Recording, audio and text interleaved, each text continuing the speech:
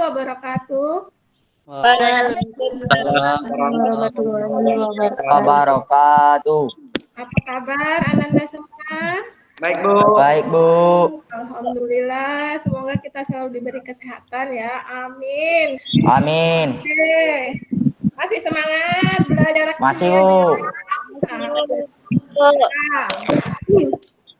Mantap semuanya. Jadi sebelum memulai pelajaran, seperti biasa kita berdoa dulu yang dipimpin oleh Gio. Silakan Gio.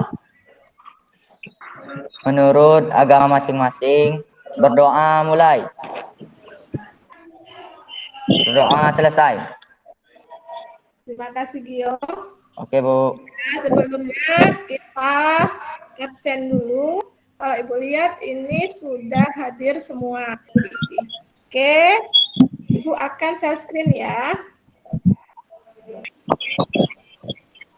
Nampak? Nampak, Bu. Oke. Jadi pelajaran kita hari ini adalah ikatan kovalen. Tapi sebelumnya kita akan refresh kembali materi minggu yang lalu. Ya, ini kita tentang ikatan ion. Apa yang dimaksud dengan ikatan ion? Siapa yang bisa jawab? Saya, Bu, yang terjadi antara unsur logam dan unsur non-logam karena adanya seret elektron. Oke, itu ya menurut Deswita. Bagus. Manfaat mempelajari ikatan kimia adalah ya kita bisa mengetahui ya unsur-unsur yang ada di alam dalam mencapai kestabilan itu akan berikatan dengan unsur lainnya. Nah, jadi tujuan pembelajaran kita hari ini peserta didik dapat menganalisis proses terbentuknya ikatan kovalen tunggal, rangkap 2 dan rangkap 3, dan proses terbentuknya ikatan kovalen koordinasi melalui diskusi, tanya jawab, penugasan, presentasi, dan analisis dengan tepat melalui model pembelajaran PBL serta pendekatan TPAC. Ibu juga sudah membagikan LKPD ya dan bahan ajar di Google Classroom. Bisa di-download, coba perhatikan gambar. Gambar apa ini? Gambar apa? Tabung gas tabung oksigen, Bu. Oksigen, iya. Ada yang pernah lihat? Ada, Bu. Nah, ya. Nah, lihat ini narasinya.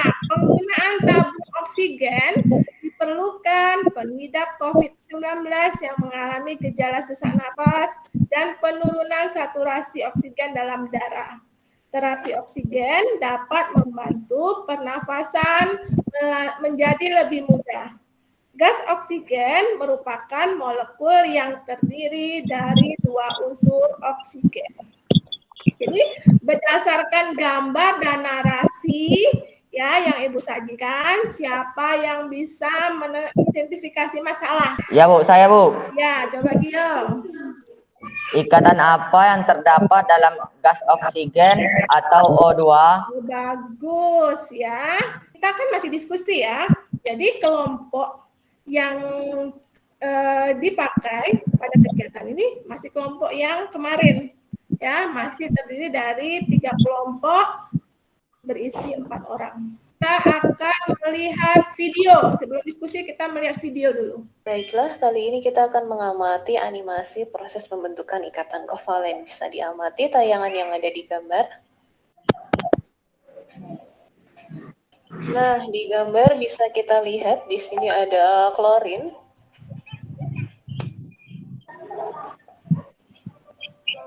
Nah, atom klorin ini memiliki 7 elektron di kulit terluarnya. Kalau dia memiliki 7 elektron di kulit terluarnya, dia belum stabil. Maka dia masih memerlukan 1 elektron lagi agar bisa menjadi stabil. Sehingga antara atom klorin yang satu dengan atom klorin yang lain, mereka akan berikatan. Sehingga ketika mereka sudah berikatan, mereka akan memiliki 8 elektron di kulit terluarnya. Karena di sini ada 1 pasang elektron yang digunakan bersama, maka itu yang disebut sebagai ikatan kovalen tunggal. Di di mana nanti masing-masing atom klorin itu sudah memiliki 8 elektron di kulit terluarnya.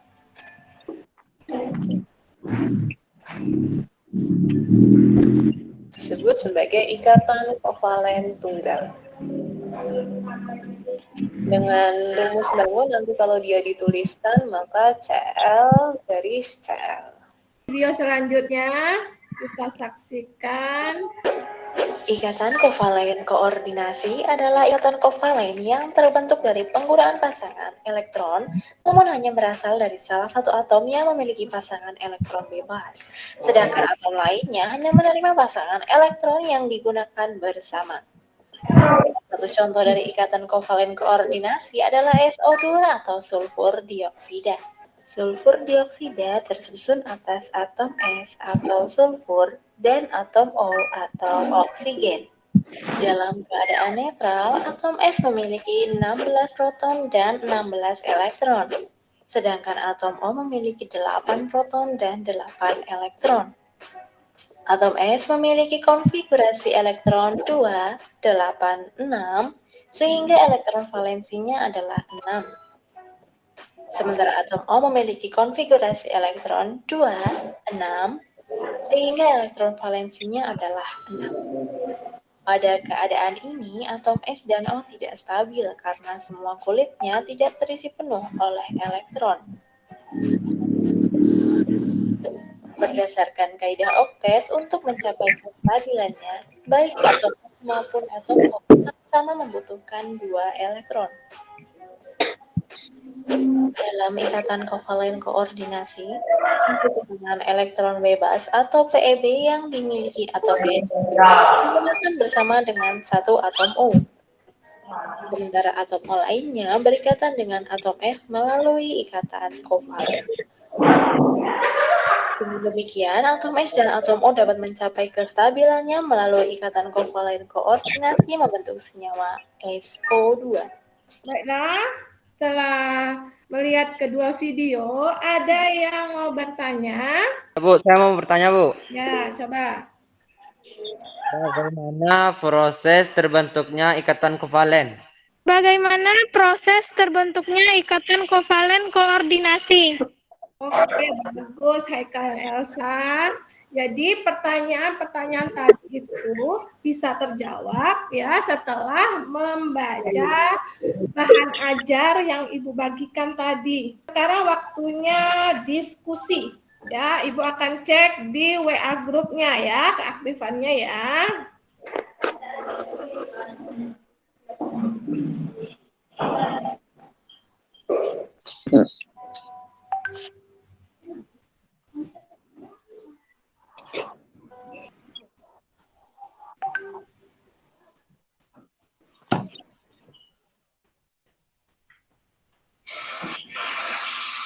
Waktunya selesai ya untuk diskusi. Ya, Bu. Oke, sekarang kita akan mempresentasikan hasil diskusi dalam menjawab LKPD. Ya, kita mulai dari kelompok 1 untuk mempresentasikan. Kelompoknya Assalamualaikum Rizka. warahmatullahi Oke. wabarakatuh. Baiklah, saya dari kelompok 1 ingin membacakan hasil diskusi kami. Ikatan kovalen adalah ikatan yang terjadi antara unsur-unsur non-logam, diakibatkan karena pemakaian bersama pasangan elektron. Ikatan yang menggunakan sepasang elektron disebut ikatan kovalen tunggal. Yang menggunakan 2 pasang elektron disebut ikatan kovalen rangkap 2. Sedangkan yang menggunakan 3 pasang elektron disebut ikatan kovalen rangkap 3. X dengan nomor atom 6, konfigurasi elektronnya 2, 4. Dan Y dengan nomor atom 17, konfigurasinya 2, 8, 7. Unsur X mempunyai elektron valensi 4.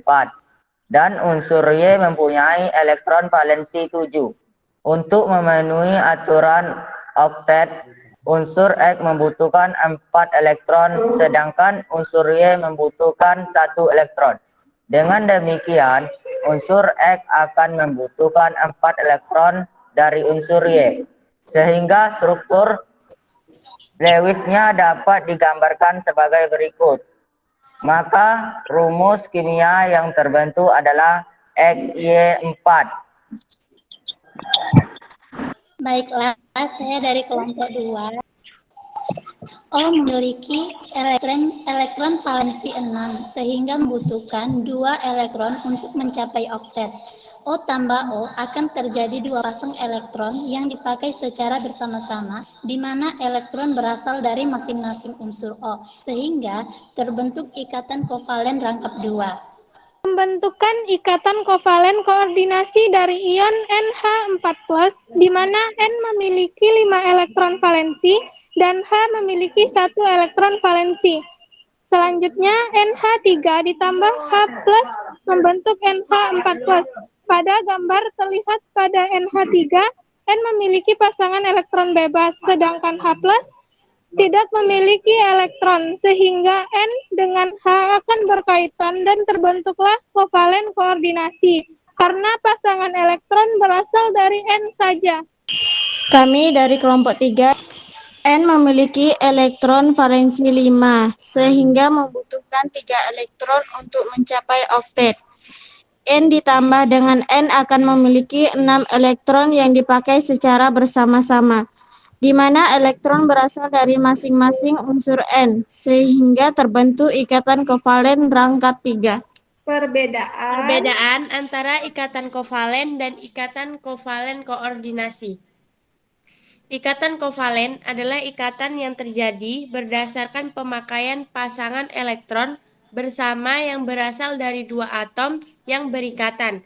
Sedangkan ikatan kovalen koordinasi adalah ikatan kovalen yang pemakaian elektron bersamanya hanya berasal dari 1 atom. Jadi, perbedaannya terletak dari sumber elektron yang digunakan bersama dalam membentuk ikatan. Karena semua sudah menampilkan hasil presentasinya ya. Kita hapus tuh semuanya. Ayo semua tepuk tangan. Biar semangat ya. Setelah melihat hasil diskusi dan presentasi masing-masing kelompok, Ibu lihat sebagian besar sudah memahami tentang materi kita hari ini ya. Jadi bagus. Jadi yang harus kita ingat untuk materi ikatan kovalen ini, ya, ikatan kovalen itu adalah ikatan yang terbentuk karena pemakaian bersama pasangan elektron. Ya, biasanya terjadi antara unsur-unsur non-logam. Itu ya, yang jadi ada perbedaan antara ikatan kovalen dan ikatan kovalen koordinasi, yaitu berasal dari sumber pasangan elektron yang dipakai bersama untuk membentuk ikatan tersebut.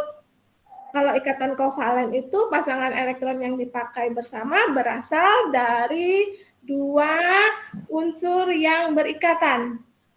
Ya, sedangkan ikatan kovalen, pasangan elektron yang dipakai bersamanya hanya berasal dari 1 atom. Ya, begitu. Bisa dipahami? Aku sudah membagikan soal evaluasi, ya, soal evaluasi di WA-nya dari link Google Form. Oke ya. Ibu. Sekitar 10 orang yang mengerjakan soal evaluasi. Apa sudah mengerjakan soal evaluasi? Mari kita simpulkan ya bersama-sama apa yang sudah kita pelajari hari ini. Ikatan kovalen terbentuk akibat kecenderungan atom-atom untuk menggunakan elektron bersama atau share elektron agar memiliki konfigurasi elektron seperti gas mulia terdekat. Atom-atom yang berikatan kovalen umumnya adalah atom-atom non-logam. Oke, jadi untuk minggu depan, pertemuan kita selanjutnya, kita akan praktikum membedakan senyawa ion dan senyawa kovalen. Juga akan membahas tentang ikatan logam. Sebelum mengakhiri pelajaran kita hari ini, Gio untuk membaca penutup. Doa mulai. Bismillahirrahmanirrahim. Alhamdulillahi Rabbil Alamin. Baiklah, Ananda semua. Ibu akhiri pertemuan kita hari ini. Ya, Assalamualaikum warahmatullahi wabarakatuh. Waalaikumsalam warahmatullahi wabarakatuh.